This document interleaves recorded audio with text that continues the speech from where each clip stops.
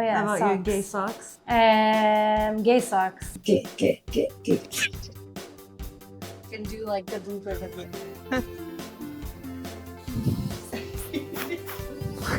Kind of like When going she up. left. Yeah. That's what I'm hearing. And then Montreal, and then, you know, roller derby's fun. is it that time? It is. Now you have to ask how you feel about roller derby. I guess I appreciate what it's brought to my life. Mange, do you have any other feelings about Another? roller skating? I have to do Has like your a new feelings one. changed? Well, my feelings didn't change, but because last time I did say I was very grateful.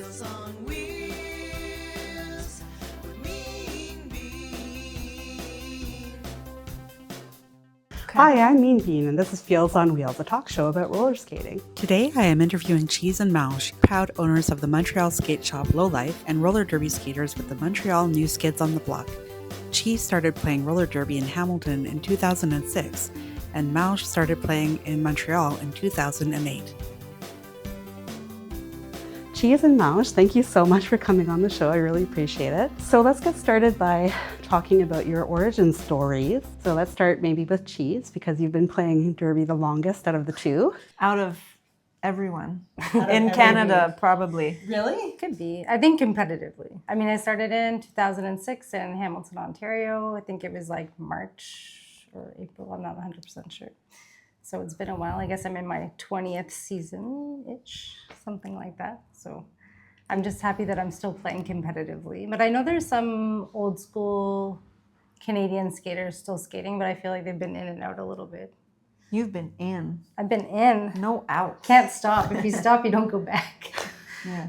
Well, I was going to ask you, I'll ask you about that later, about how you maintain that kind of longevity in this sort of sport. What did get you into derby in the first place? I was at a Halloween costume just dressed as like a roller girl, a 70s roller girl. And like a friend of mine was like, oh, they're starting a roller derby league in Hamilton and like, you should try out with me. So basically like 1 or 2 weeks later, I used my skates for my Halloween costume and like random used gear and like went to my first derby practice in Burlington, Ontario. They had just started. So like they already had the Hamilton Harlots established and like they were establishing the second team. So I think they were maybe 1 month in. They started Kansas City, yeah. And had they already had a bout at that time? No. I was part of the first bout in Canada. That is incredible. Yeah, it's pretty that is cool. so cool. I actually saw a video of that. I could not make out any numbers or names. I was trying to see if you were there. It's because we were skating so fast. Yes, we were. Everything went outside of the very lines. fast. Mange, how did you get started and what made you want to join roller derby? I had like a friend that won ticket to a game in Montreal. Like, I don't remember how they won the ticket. They're like, oh, we won ticket to see roller derby. I was like, what? Roller derby? That still exists? They're like, yeah. I was like, hell yeah, I want to go. And then I went. And then during the game, I was like, yeah, I need to play. And then it wasn't as hard to join then because they were just like open. You could just join. So after the game, I went and talked with some of the people. And I was like, I need to play this game. And they're like, yeah, just come to practice on Tuesday in Laval and you can join. I was like, okay, I'll be there. So I went to a game on a Saturday. And then the next Tuesday, I was at the practice.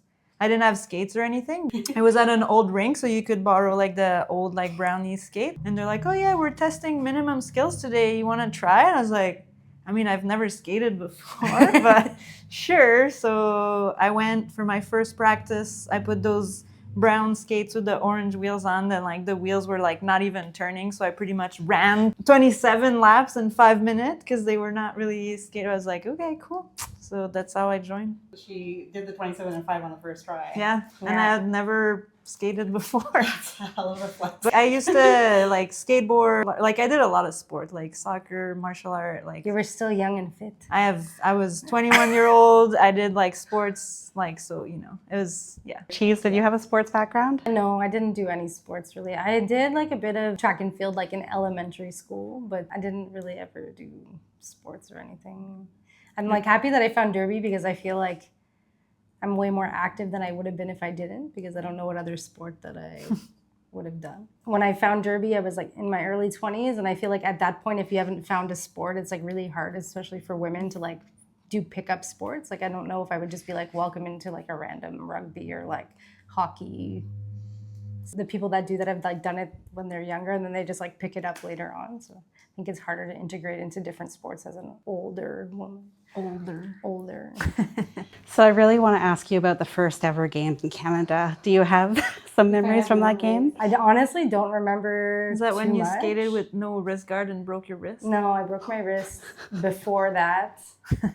So I had forgot my wrist guards at a practice, and like we just like there wasn't really much rules, and like we did whatever. So I just practiced without a wrist guard, but then I fell and broke my wrist.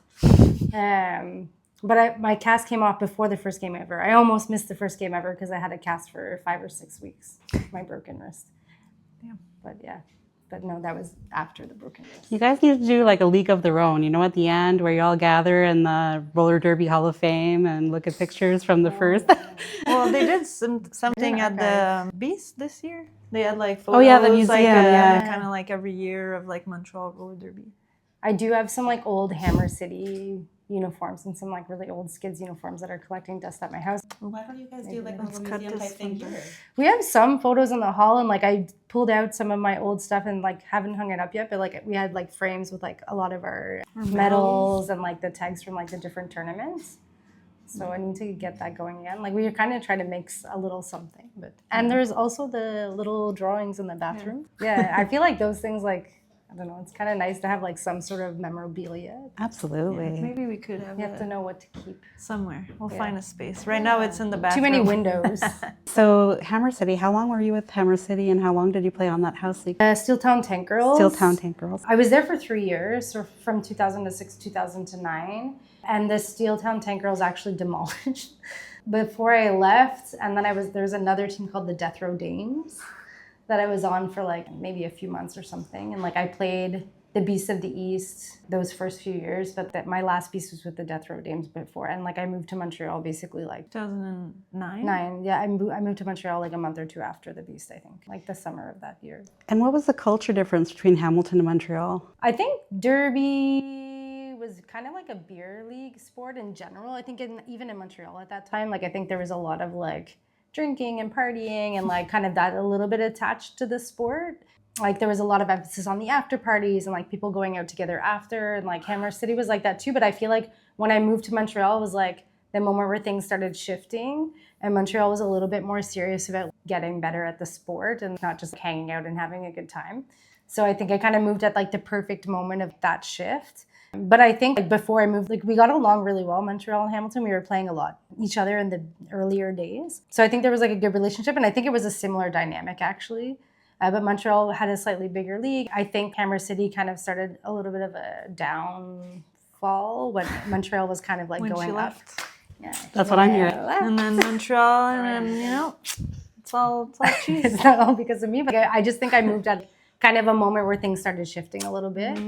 So, and even when I moved to Montreal, I only played on a home team for 1 season, and then the travel team skaters were removed from the home teams. So I didn't really have a lot of local team experience. Like I did the 3 years in Hamilton, but I was also on the travel team in Hamilton.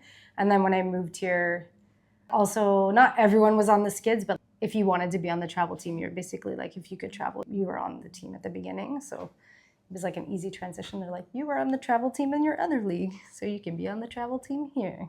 And where did you travel in those early days? Because Derby was just getting its footing, so there wasn't a lot of Derby in Canada. Yeah, well, I mean, we traveled here. Right. But we also traveled a lot of northeast of the U.S. We did Chicago, Philadelphia, Like New Hampshire. Oh, New Hampshire. Maybe it was New Hampshire. We played New York, Boston. Yeah, we used to play Boston a lot in Montreal. Yeah, I think I was looking at the stats, and actually Boston is our biggest rival. Like we played them like 10 times or something. Yeah, Charm Oh yeah, Charm. was from where? What's Baltimore. Baltimore? Yeah. We did a tournament in London, England, like pretty early on with the I think Skids. we did there in 2010. It was the first International. in overseas game, WFTDA games. And Charm City was there too. They were following Yeah, us. Charm City, Steel City, Oh, Steel London, and us. Oh, yeah, we played Steel Pittsburgh, City a Steel lot. City, we played them a lot too. Yeah, it's weird how the Yeah. team shifted over the years. Back in those days, too, I have to talk about the outfits from the Skids. They were amazing. How did that evolve? Was that already in place when you joined the team, Mange? The neon? The neon, yeah. Yeah. It was there from the beginning. We still have the neon color. Like we have matching black, more boring bottoms, but Yeah, I really liked the zebra stripes. They were pretty good. yeah. Yeah. Well, we had a year because the video you showed me was like I had the zebra stripe, but I think a year or two after we all had Yeah, we all had zebra. the We had the zebra lightning too. style. I think I have that video. You were all kneeling to get the jammers released, right? So in the back in the old days there. Yeah. So I'm pretty sure that video you were all wearing the zebra stripes. Yeah, the zebra, and then we had wolves, like neon Yeah. wolf pants and stuff. Yeah. Yeah, we had a few years where we like changed our pants every year and we had like matching things. And The more in the jeggings. beginning. Oh yeah. We had the jeggings Oh, it's here true. too. That one was good. When I was in Hammer City, like it was still a lot of like skirts and fishnets, and like I remember like I didn't want to wear this skirt for the travel team, so I was just wearing like we had like gold shiny underwear with like fishnets, but like Montreal was kind of the same vibe. Like some people were in like neon underwear with like fishnets, and I think that went away pretty quick. Like it's not fun playing sports in that, and like when you fall, There's it still hurts people more. And wearing like it. there's Like, some it's people still that do. I just think it's a choice, and like for me, I would choice choose I would not make. to be comfortable. I have a photo from you from your Instagram with you and Georgia Tush, and you're wearing the gold shorts. It was yeah. Halloween. This Oh, it we was were Halloween, dressing up okay. as roller derby like 2006 or something. Like it was a Halloween costume Of yourself, 10 of years ourselves prior. in early derby. We should do that again because that's kind of funny. So you both experienced the sport when it was more of a beer league and it was more just for fun, and then you both experienced the sport becoming more of a sport. So what encouraged you to stay with it at that time as it was moving on? I mean, I'm very competitive, so like I like the training and trying to win, and like I don't drink or like do any of that. And I think, I started in my 20s and now I'm almost in my 40s. So, I think it's good like way to like you say like stay fit. Like I go to the gym for derby, so I feel like it's keeping me young. But I also really like the competitive part of it and like trying to like be the best and everything. For me, it's more appealing than the party side of it. And you really like the strategy and the rules? Yes, I prefer it that way anyway. So it was not hard to keep up with it. I'm not in the exact same boat as Mange, but kind of a similar boat. I also don't drink. I was never into drinking. I was never into really partying, like when I was very young. But from a young age, I was over that really early. I like to go to bed early. I'm a morning person. So for me, it was a super easy transition. I'm like, cool, the after parties are less cool. Cool for me, It's still cool to go to the after parties, but it's not the focus of the event. I was just like, okay, people are more excited about being at practice than the after party now. So that was an easy shift for me.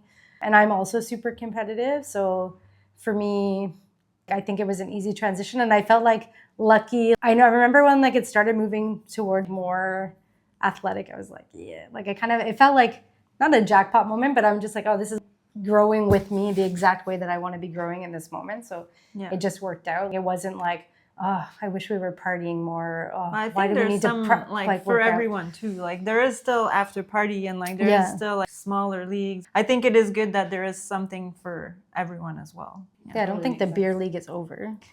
I mean, there is still some smaller beer league in the US and stuff. Like, and I think probably some of the younger people in our league and some of the home teams are still doing parties and like they're still very excited about that. I think that's aspect. not a derby thing. It's just we're getting older and maybe we we're don't just want to old. party. And mind you, Atlantic Beer League won the Beast of the East. Yeah, They did. See? Yeah. Going into that more competitive sport, a lot of derby players changed their derby names to their last names, but you both didn't. I'm just curious what the decision was there to keep your old derby name. I don't know. Yeah, Like I Japan, do one of have your jerseys. some jerseys with like my real name, my human name. People just call me Mange, so I feel like if I change my name, they're just gonna call me Mange anyway. So, but yeah, I don't mind. I think I just never really seen the need for it. Well, I don't people know. call you People call me cheese cheese. Yeah, like everywhere. it's kind of my identity, I guess, in general. But I'm not super connected to my last name. I think some people take it very seriously and they really want everyone to have their real name because it's going to make the sport taken more seriously. Me, I don't really feel like that's the case. So for me, I also like things that are stable. I'm like, why would I change something? It's been that for so long. And I mean, the biggest change I made is remove grater from my thing. So like now it's just cheese. Well, I go by just Mange in a lot of things. Like for when we're going to Portland next week, I can't skate with my full name because it's gonna be on the all-woman sports network. I feel like I've seen games where the announcers Well, like said your in full the name. to try announcer to say thing, it. like they do say sometimes the whole thing, but I go more just by Mange anyway. Also, everyone's name just gets shortened. I think it's just out of a necessity. Also on the track or even for announcers, like it's just easier to say shorter names. So I would rather my real name not be shortened and be called Dick. So, 'cause my name is Dika, so I feel like if I use my real name, people are just gonna call me Dick. So I'll stick with Mange. Thank you. So Cheese, in one of those early videos that I saw of you jamming, you had these knee-high socks that said gay on them. oh yeah. So you were one of the pioneers of the funny socks. I didn't this- see a lot of people. It's the same brand that we carry today, the Gumball Poodle socks. Yeah, the word on the side. Yeah, it was like, yeah, the high ones gay. Yeah, I was always like into that type of stuff, expressing myself. Gay stuff. Gay stuff. I was always into gay things. It's kind of fun that Derby, you dress up a little bit. I mean, maybe I'm a bit less fun now, but I still think it's like a fun part of the experience to have accessories or fun things. Salut. Hello. I'll just let it run so that I don't screw up the mic. Yeah, cut. You can drink your coffee. Let me know if there's any questions you think I should ask. I don't know. It's up to you. What you want to know. I want to know everything. But my problem is I've only been in Derby for a couple of years, so I haven't seen I heard of you. The whispers, you know, like Mange. Whisper. What did they say? Only positive things. Yeah. Like what? So Who says what? at OVRD, when we're practicing pocket blocking, it's not just pocket blocking, it's Mange pocket blocking. Oh. You have a whole move.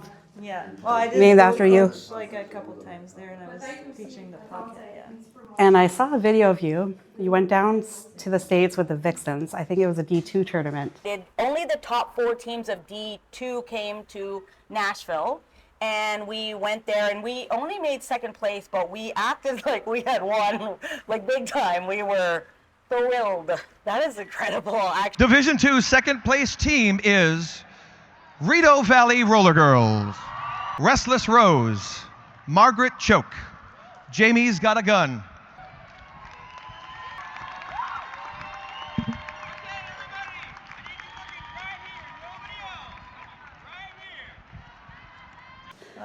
And you were like bench coach? No, I was not. I was just in the photo to get the medal.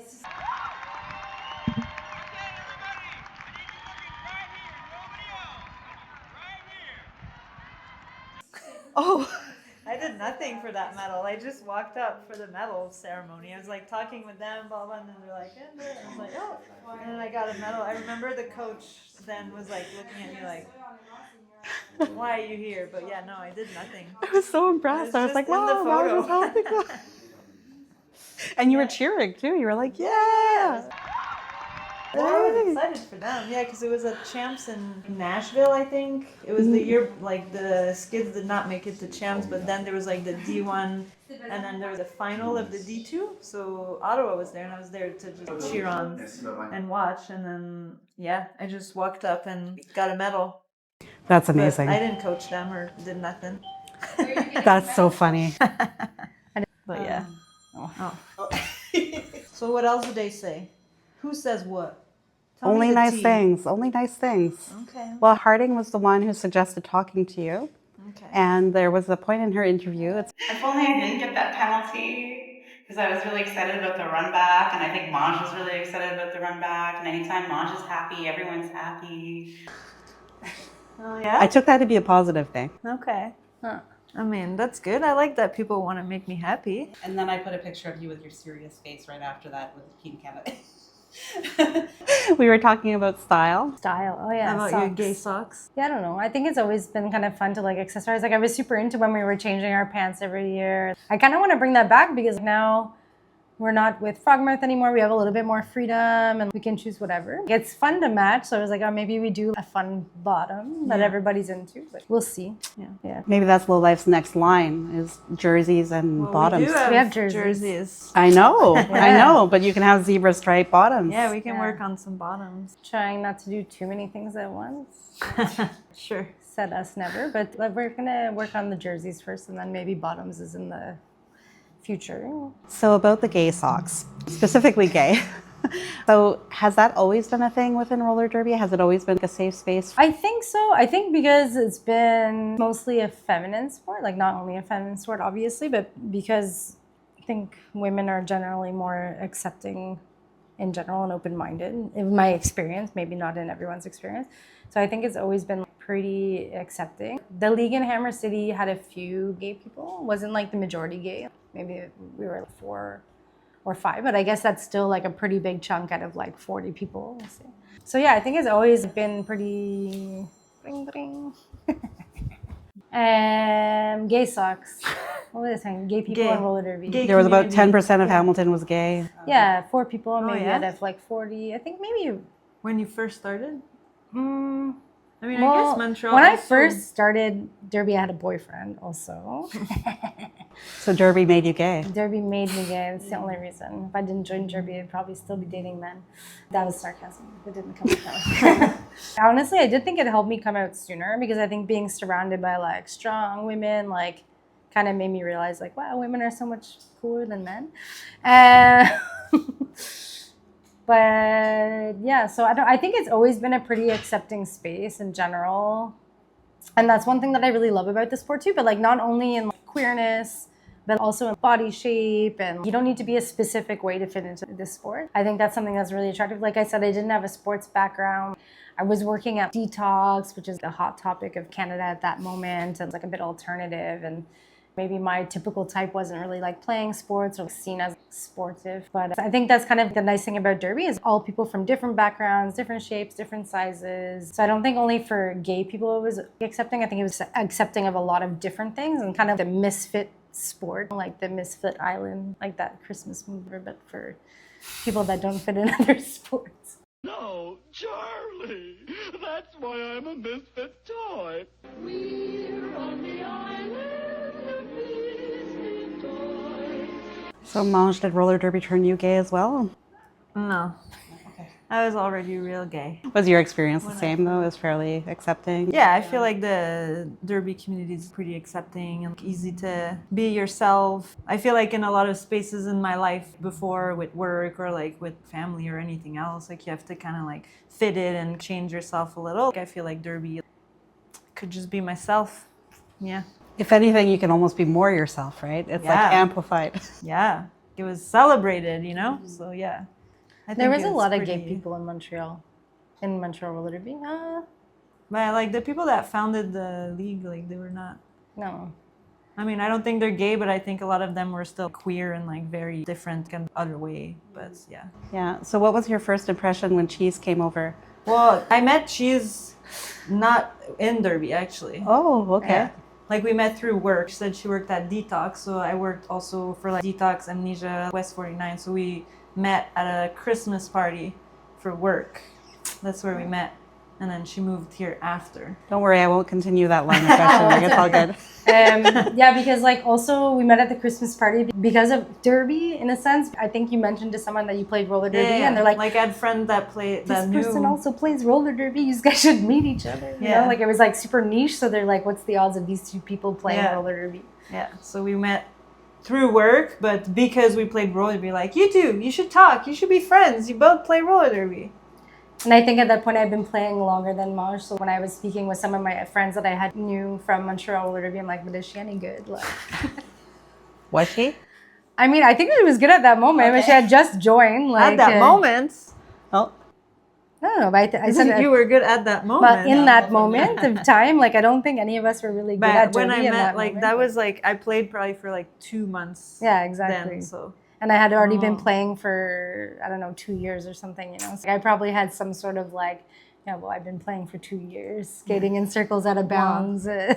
I did my minimum on the first day. Yeah, I definitely didn't do that. that's a flex. Yeah.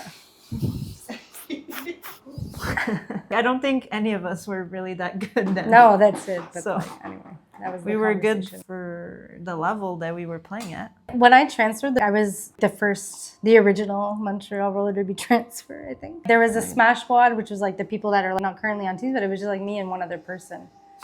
So I was well accepted. I think it went well. People were excited that there was someone from another city. I think it was like a moment where you're like, oh, there's people that play this in other cities that are gonna move to our city to do this sport. But You must have had some street cred too, coming from Hamilton. Yeah. I mean, most of the players on the travel team and some of the home teams already knew me because we had played each other a bunch of times. It was also kind of nice to move here and like have like Insta friends. The home office of my work was here, so I got a transfer. So like I moved here already with a job and friends and a sport. So that definitely helped the transition of moving to a French almost city. a bit different country.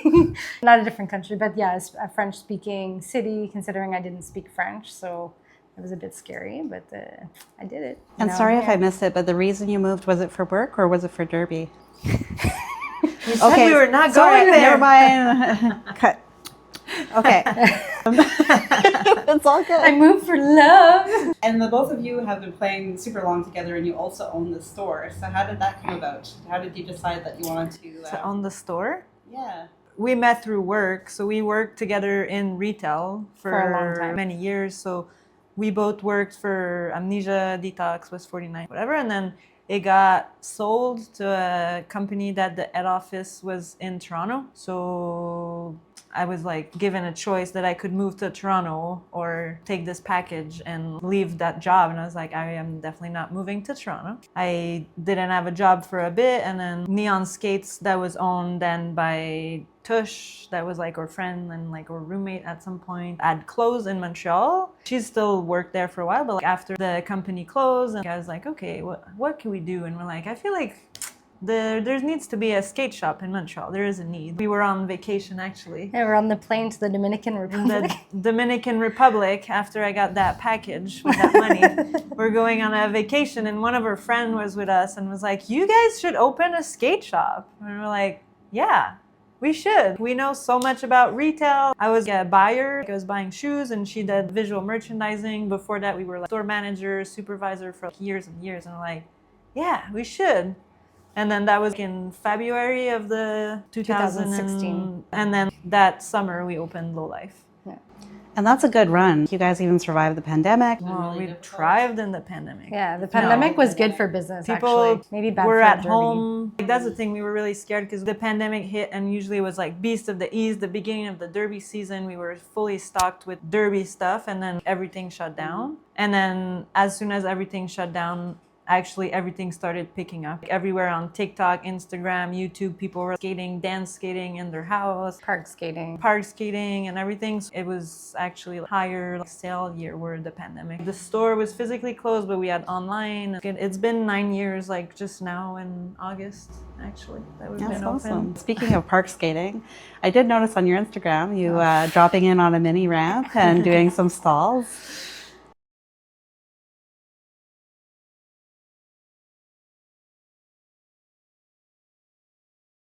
Yeah, I'm not a park skater. I think like during the pandemic, I was really missing roller skating. I don't really skate that much outside, and there was not events happening during the pandemic, so I was trying to look for like something that's less physical contact and like skating. So I was like, oh, I should try ramps and stuff. I think now's the moment because like also if I get injured, there's no derby, nothing's happening. I own my own business, you know, like if I break something, it's not going to be the end of the world. It's not going to be the end of me. So I'm not a park skater, but I was trying to find park skating kind of during the pandemic because I was like, maybe a different way I can bring back the love of roller skating. I think it did help a little bit, my mental health, to focus on something, but I just was not invested in it. I went a few times. The mini ramp was fine. It took me a while to be able to drop in and do like some very basic things. But at the end of the day, I just wasn't willing to push myself the way I pushed myself in Derby. And like I wasn't really getting better. So it was just not really worth it for me to invest more time in that type of skating. Like, I love roller skating, but I mostly love roller derby. I don't think I'll ever be a park skater. Like maybe sometimes I'm gonna roll in on a little ramp or something, but I don't think I'm ever gonna get to a point where I'm doing something cool at the skate park. Mange can do cooler stuff at the skate park than me. On a skateboard or on roller skates? Both. Oh. Do you want to talk about park skating? I mean, I still skateboard once a year or something. So I used to skateboard since I was like 8 years old. So when I first started roller skating, because our practice space is at the Taz. It's a big indoor skate park. So even before people started all park skating, I would go in the ramps here and there. But I like doing it. I'm not terrible at it. I'm not any good at it. Just like I get hurt doing it. Because in my head, it's like me that's 14 years old that can skateboard and do all these things. but my body's not as elastic anymore. And when I fall, I don't get up as fast. I used to park skate more, but then it would ruin my derby season. So I don't go like too much. I think I can do all these things and like I kind of can, but then it's like I just get hurt. I'm like, oh yeah, I can do that. And then, so yeah, I try to focus on derby and do a little park skating a couple times a year here and there. For both of you, having done roller derby for so long, have there ever been points where you're like, yeah, I've had enough of this, I want to do something else? For me, playing derby, I never get tired of it. It's a DIY sport. I do a lot of behind the scene interleague and sponsorship, and like I used to be the league president and the bout committee head. I've done like a lot of jobs within the league, and I think like for me it's more that I get overwhelmed and tired, and I'm like, ugh, like I can't do all this anymore. Captaining 5 teams and being this and that, and I feel like this is taking a lot of my time and energy, and I feel maybe sometimes less supported in those roles than I feel like as a skater. It's more this that I'm like, I'm so tired, this is too much. I could do so much more with my time, but then I go to a tournament or I play and I'm like, oh no, this is so fun. I can't quit. I've been trying this year and next season to do less other jobs within the league and within derby in general, and trying to like concentrate a bit more on skating, because I do love skating, I do love playing, traveling. I have friends in leagues everywhere, and like this, I really love that part. It's just everything else. Skating is maybe 6 hours a week, but then when you add like 20 to 30 emails and planning and this and that, like this is what gets more for me. So I think this is what I need to do to keep going, is maybe let the youth take over. I don't think I ever really lost the passion for derby. Like I really love derby and I love playing. And kind of the same vibe as Mange. Sometimes the stuff behind the scenes is a little heavier. I do less stuff than Mange for sure. I have some consistent things that I've done over the year for Montreal Roller Derby, which takes some time, but I've gotten used to it. Also, us being kind of veteran skaters in the league, sometimes people approach us with questions sort of in all different areas, and it's kind of just like, well, you know, because you've been here for so long. So, and you get added to 1 million group That's chats funny. about random stuff, and you're just like, why me? Yeah, because it happens and we're like, why are they all asking us? I'm like, well, we know the answers, but Yeah. why are they asking us? So I guess that's why they're asking us, because we did a lot of the jobs and we've been there for so long. So like we do have a lot of the answers, and then if we actually don't do it and we let other people do it, we're like, oh, they did it wrong. So, you know, it's a bit of our fault also. It's not the... But personally, I've never really thought of retiring or anything. People often ask me, oh, you still play? But it's like people are like derby events, but I'm just like, are you not watching the games? I'm in the games. Yes, I'm still playing. Anyway, but I think post-pandemic derby has been different. I think as I get older too, I have a little bit of nostalgia for like the way the tournaments were and things were a bit pre-pandemic. Part of me also sometimes is grieving that maybe my best derby years are like behind me. Like I don't really know, like kind of feels like a little bit of that high school vibe of like you didn't know your best years while you were in it. I'm still loving derby. It is slightly different than before, because in the pandemic there was a few waves of, oh, it's coming back, I know it's coming. I was just like, is derby gonna like exist, and is it gonna be the same when it comes back? Am I gonna like this new version of whatever's happening? And like there's been a lot of changes with WFTDA and tournament structures. I feel like it's also the same thing with the regions and then the global situation and all that. Like they keep going back and forth, and I feel like part of me is just like, oh, we've already like done this and it didn't work. Like why are we going back to this? Like these people don't know what's happening. Because nobody asked you guys. Yeah. No, but they ask us actually. yeah. But so I don't know. I think like it's definitely different how I feel about derby now than I did like maybe 10 years ago. But like I'm still passionate about it in a different way. And like I'm also trying to make more space for like other things in my life. I'm still passionate about derby, and I still think I have enough commitment to make things happen. I have a family, like I have things like outside of derby where I'm trying to split my time. Before, like 10 years ago, I was doing only derby, or maybe like 6 years ago. Like we have the store that's derby, like I was on the team, like I was also dating people before in derby, like everything was derby, derby, derby all the time. So like I think I'm trying to make some space for other things in my life, but derby's still taking up like a big space. But It definitely has changed over the years, but I don't think it's like I've lost the passion for it. It's the same thing. Like every time we do a tournament or a game, or like every time like I go to practice, I nail something in a practice, or even sometimes when I have a bad practice, I know like that's such an outlet for me. It's something that I look forward to every week. Seeing my teammates and working hard and exercising, like all of those things are really beneficial in my life. I think I see that. I think it fuels a bit the passion to keep going. And to put things in perspective too, when you say the best years are behind you or whatever, you're still playing for a top 5 roller derby team, you know? Yeah. Like you're Still still got actually it. one of the best in the world. I guess what I mean from that, I think it's like the total experience, not necessarily like skill level, because I do think I'm the best player I've ever been today. I don't think I'm moving backwards and like everybody's moving forward. That's kind of the point of derby. I've seen a lot of people come up and go down or level wise. And sometimes it's frustrating or disappointing because they're like, well, I'm getting better. I'm like, yeah, but everyone around you is also getting better. So you need to keep moving forward if you want to keep up with the thing that's forever changing. I'm proud of myself and like the skater that I am today and that I'm able to keep up in the environment. And I think part of it is because I didn't stop. So like, it's easier to kind of keep the wheel rolling once it's going. I just think like maybe the overall experience of like those tournaments, there was less things to worry about. Post-pandemic, when things started back, we had to wear a mask. I'm not against those things. Like I think it's important measures to put in place, but it's not the same playing a game wearing a mask. Like you lose a bit of the connection. I have sensitive skin, so it's like breaking out in my face. It added a level of uncomfortable things that kind of took away a little bit of like the spark of the fun. Now there's also traveling issues. It just feels like there's more roadblocks, and I don't know if there's actually more roadblocks or if I'm just getting older, so like those things are more clear to me. And when I was younger, I didn't care about maybe other things that were in the way back then, and I was just like, whatever, roller derby is the best. There are more roadblocks. Yeah, possibly. Yeah, definitely. Mange, before World Cup, you had a video of your new skate where it fell over and then there was a middle finger.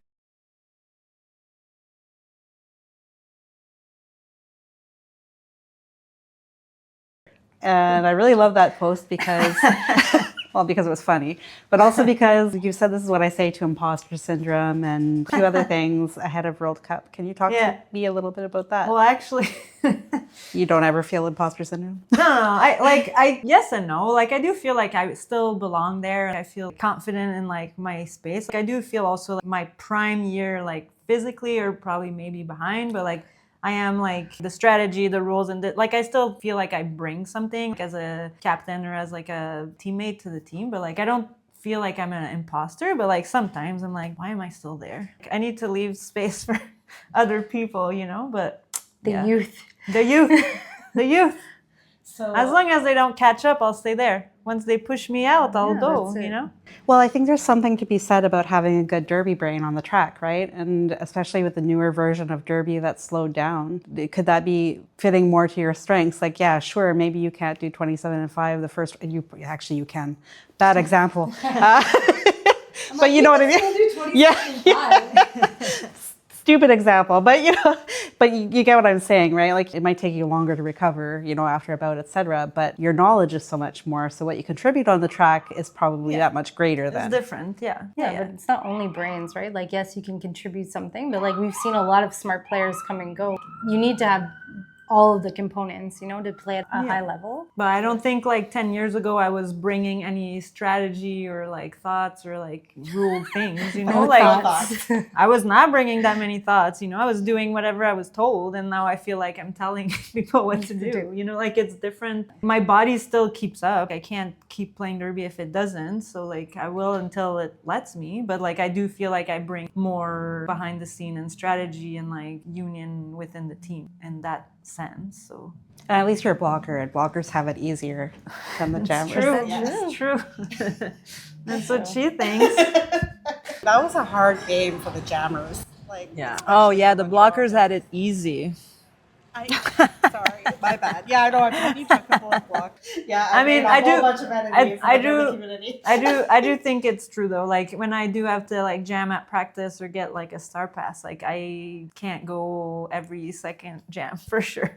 For context, I meant it as a compliment because the blocking was so good. They were making it difficult for the But jammers. it's true though. Like I used to jam when people couldn't block. Now, like I can't jam. Their blockers are too good. Yeah, me too. I can't pass I that. was jamming when like nobody knew how to stop. Yeah, now they're like stopping. They have formation. No, thank Yeah, you. that's it. I was like, I was quick when there was just like pylons hanging out. You used to just have to be fast to be a jammer type, but that's not like the case anymore. It takes a different type of resilience. I think it's different. Like I personally think jamming is definitely way harder than blocking because I'm not a jammer, but I'm sure there's some jammers that think blocking is way harder than jamming, like in certain ways. The skill set isn't exactly the same, and like some people can do both, and like hats off to them, but it's not me. Jamming's too hard. From jammers, they've always described it to me as there's just too many things to pay attention to when you're a blocker. Whereas when you're a jammer, you can focus on. Which I like paying attention to a lot of things. Me too. But I don't like the pressure of like everyone's looking at me and I have to get out, you know? Absolutely, yeah. So physically speaking, how are you guys able to continue after so long playing a full contact sport on wheels? We're sleeping a lot. I personally, like, that's my trick. When people ask my secret, like, I sleep so much and I eat a lot. I mean, I eat a lot of protein and I'm in bed probably like 10 hours a day. And you're sleeping for 10 hours? Not always. Okay. But like I'll You're be resting. laying in bed and resting for like probably like 10 hours. But I sleep for at least 8. And then I'm like laying in bed. Yeah. That's amazing. So definitely. That's my secret. Sleep. Yeah. I also sleep a lot, not as much as you, but Not at the But same I'm- time. yeah. But I'm also like I'm a really good sleeper. I'm the sleeper that everyone's jealous of. Like my head goes on the pillow and I'm like passed out. Yeah. Maybe I'm not in my bed for the same amount of time, but I'm probably sleeping the same amount of time as you. But I'm like in and out. Like when I'm in there, I'm sleeping, and then when I'm awake, I'm out of my bed. Like I don't like to lay down. Oh, I like to lay down. Yeah, I don't really like to lay down. And what's the secret to the skid's success over all these years? So you've had people come in and out of the team, the league over the years. Obviously, you guys have stayed. Are you guys a secret sauce because you're still there? I don't think so. I mean, there was like a lot of rebuilding year, but I think like our B team is really competitive as well. So I think having like a large pool of people and like the B team's competitive, even the home teams. I don't think necessarily we're the secret sauce, but I think having like retention in your league is part of the secret sauce, and like enough retention. Like we're not the only two that have been there for a long time. Like maybe we're some of the longest. The skids, Definitely. yeah. Bandit or coach Bandit's also. been there for a long time, but like, you know, like even if you look at the core-ish of our blocker lines, like a lot of those blockers have been there for 5+ years or like maybe longer. Even in the league in general, we have a lot of skaters that have been there a long time or have left and come back.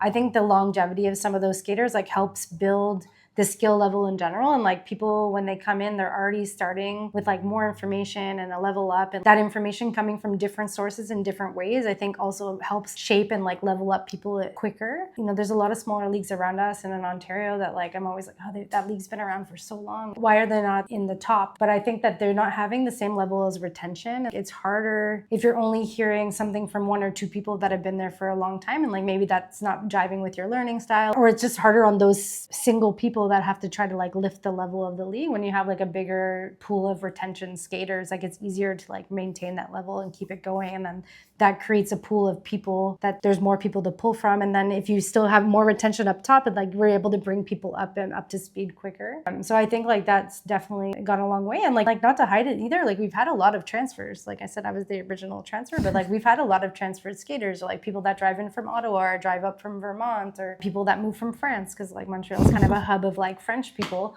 Little France. Oh, c'est France. I think part of it is because we have a strong team.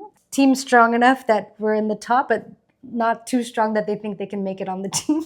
Somewhere we're like the perfect balance of like good but not too good, I guess. But that's a sweet spot, I think, for transfers. I think the transfers also help too. It like brings knowledge from other places, but just like a bigger pool of athletes and like people with different perspective. Like I think that really helps. A lot of leagues struggle with retention, especially after the pandemic. So again, what is the secret sauce? I'm trying to pull something out here for to help the masses, because I think Montreal's doing something right to keep We have long-term no skaters. lives, and this is the only thing we have to do. No, I'm just kidding. Yeah, I think it's like a catch-22. Like if everybody leaves, then you need to relearn everything. Like kind of where you're saying, like we're like it's the same for the team, but it's the same for the league as well. Like if you have like a brand new president, vice president, a secretary, like having to redo everything, relearn. If people are like in these places, like running the show, like behind the scene, like experience, and like it's easier to like build the season, like have games, have like this to be competitive. Like it's not just like the players, you know, like the players is what people see from the outside, but like it's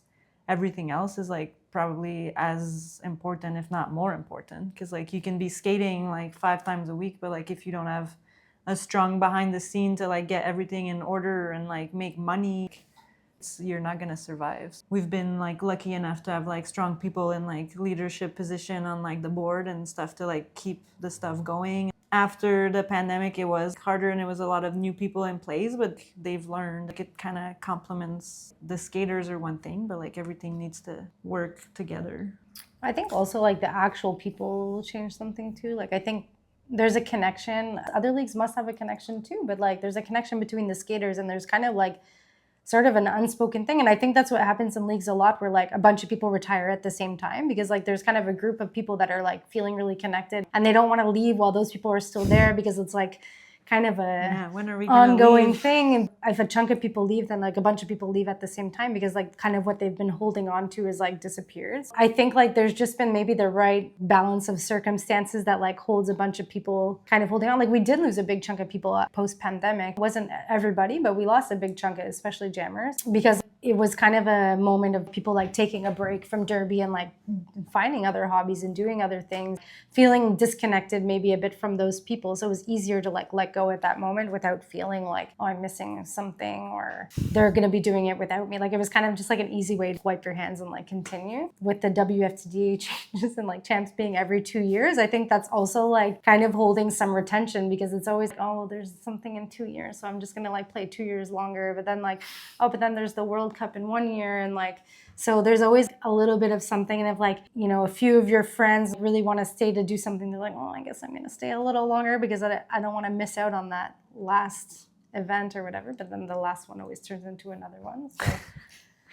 So I feel like you just like said everything that's going on in your head. You're like, no, I need to Possibly. stay. No, No, but I mean, I don't have that No, there's feeling. I'm this not coming. like, Oh, no, I need to stay. for me, I'm not like I'm retiring after champs, but like I've heard people say that, you know, like I hear people sometimes I'm like, oh, after this World Cup or after this champs, and like not even just from our league, from other leagues as well. I think sometimes people do like kind of hold on and wait till a moment. I'm not in that position. I'm just playing until I don't have fun anymore. It's not in my brain that I'm going to retire after a certain period of time. It is still annoying that champs is only every other year, but it is what it is. Some people like that. What are you looking forward to in Derby at this point? What's the next thing that you're looking forward to? For sure, like the big events are nice. Like the off year, I think from champs is kind of like a bit strange. It's just like at the end of the year, you know, like if there's not like a champs, like yeah, you play the rankings and you see around where you'll be, but it's nice to like actually have that at the end of the season. But I don't know, I'm always looking forward to any of the next tournament, and like we have some opponent that we've played and like we really want to beat, or like that we want to get closer, or like, so you know, there's like still, even without being a champ year, I'm still looking forward to all the games and see what we can do. Arch rival? Yeah, I mean, we don't love playing them. Hey, I like playing our tribal. I mean, we don't like playing them, but it is a really hard game, and like I don't think in our near future this season, like I don't think our goal is to beat them. Like I don't think it's like realistic. I think they have a really strong team, and I don't think we're at that level yet. We want to improve our point spread against them and like try different things and like get closer to them, but like I don't think beating them is for this season. Maybe for next season. So what teams are on your radar then? To beat? We're really close with Gotham, so like playing Gotham, like we're gonna go and play them in October. We've been playing Gotham for 20 years, so it's like a good rivalry. And like in the post-pandemic, like we beat them, they beat us again, we beat them again. So it's always a good game and like something we're looking forward to. We're going to hometown throwdown, so like we're hoping to maybe play like Angel, or we haven't played Angel in years, and then we're hoping to maybe play Denver. Like we're also trying to get closer to them. So like our first game is Red Stick, so like we did play them 2 years ago. We're going to Portland next weekend for a hometown showdown. Very cool. Yeah. It's always fun to like kind of play like the same like teams and see like where you stand and like how the team change, how we change. I'm always happy to play like whatever team, and I think like every team brings like kind of a different challenge, and I'm excited for like different reasons. And like I really like playing Arch. Like I think they play like super clean, and like it's difficult in like a different way. And like I like to try different things and see like, you know, kind of throw something at the wall and see if it sticks, or like how we can like push it in a different way. And like I feel like sometimes it feels like things are going the way we want, and sometimes it feels like things are not going the way we want. Sometimes it does get annoying to play the same team so many times. Like we've been playing Arch a lot lately, so like it's playing them again. Yeah. I mean, it's fine. Like I'm excited for every game. Honestly, like I would play the same team over and over and over again if that's what needed to happen. But I do think it's fun to like mix it up. So like I would really love the chance to play against Angel because it's been a really long time. Gotham too. Like I think that they've also been going through some different changes and stuff too. So like it's been like interesting to play them a little more often. Like Arch is pretty like their roster's pretty solid. Like they've had some small changes, but I'm pretty excited about all the games coming up. I would be lying if I didn't say I'm pretty excited for Champs next year because it's in Sweden and I'm very excited to go there and like do like a big travel and like to a country that I'm excited to travel to.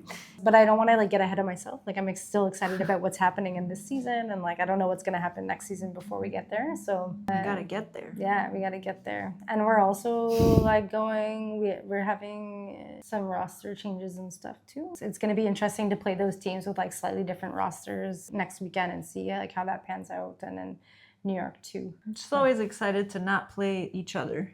Yeah. You know? Yes. Practice like, really sucks practice sometimes. is hard, you know? We like play like we're 2 packs and then we play against the other pack all the time. So anytime we get to play someone else, it's pretty good. Well, I think I saw you guys playing each other when it was the last Team Canada practice, right? It was Team Canada versus the Sexpos. Yeah. And friends. Like Sexpos and friends. Yeah, friends being like a bunch of skids. Sexpos and the Well, it wasn't even a skids. bunch of skids. We were like 4 skids. Well, that's I a mean, lot. that's a lot for Yeah. a team of out of 15. It's a good I guess. percentage, yeah. Yeah. I mean, they had It cheese. was the Yeah.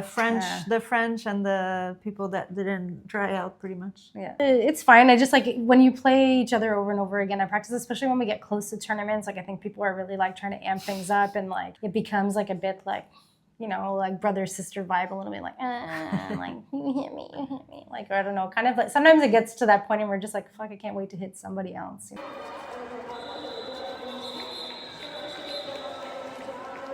You know, like it's time to hit someone else and like feel good about it. And like I know, like, you know, there's times where like our pack feels like we like lost the practice or we won the practice. It can be a weird vibe sometimes. And you're not on the same pack, so would you say you're the leaders of each other's packs? You're kind of the leader of your pack.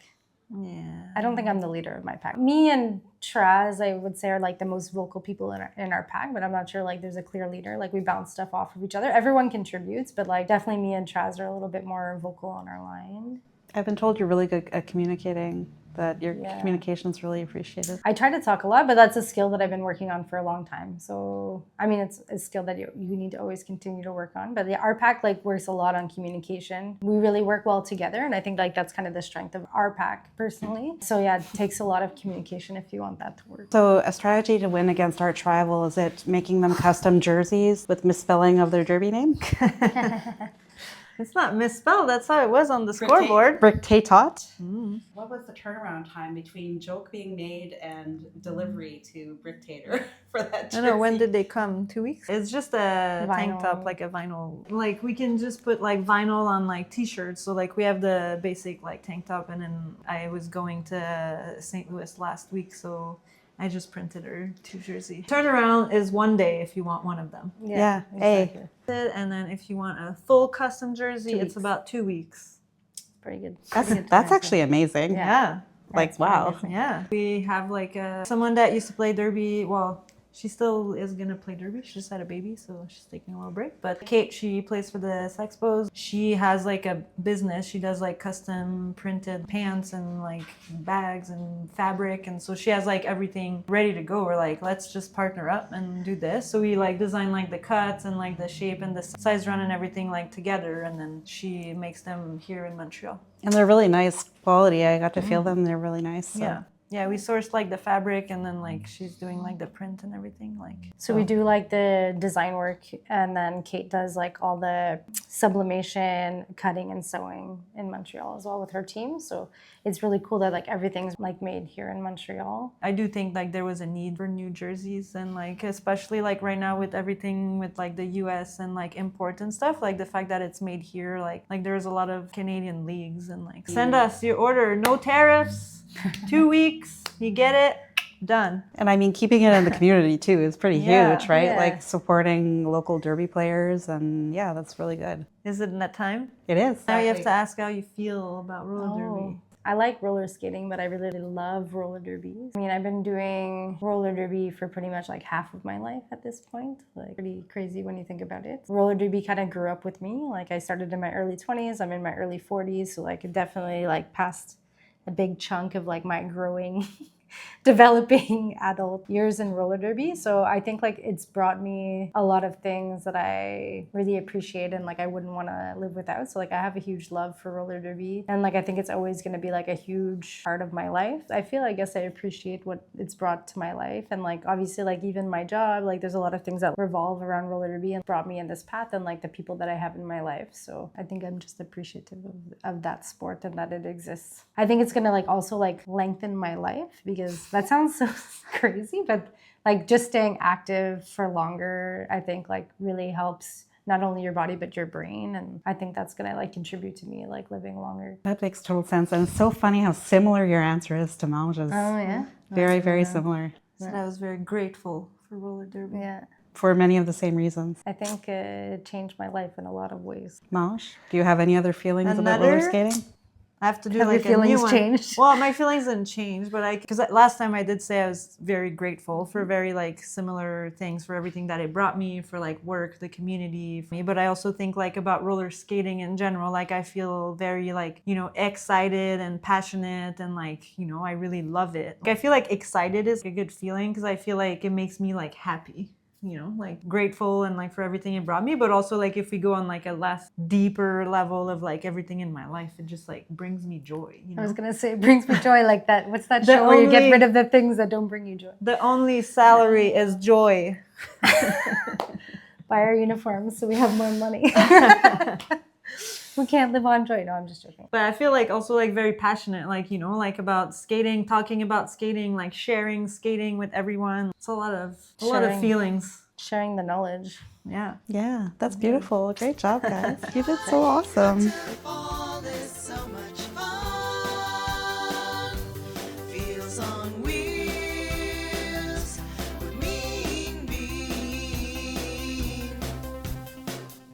Okay, we're not talking about my love life on the camera again. I can't ask you about the porno? I mean, you can, that's fine. Yeah, that's not. That's like love life.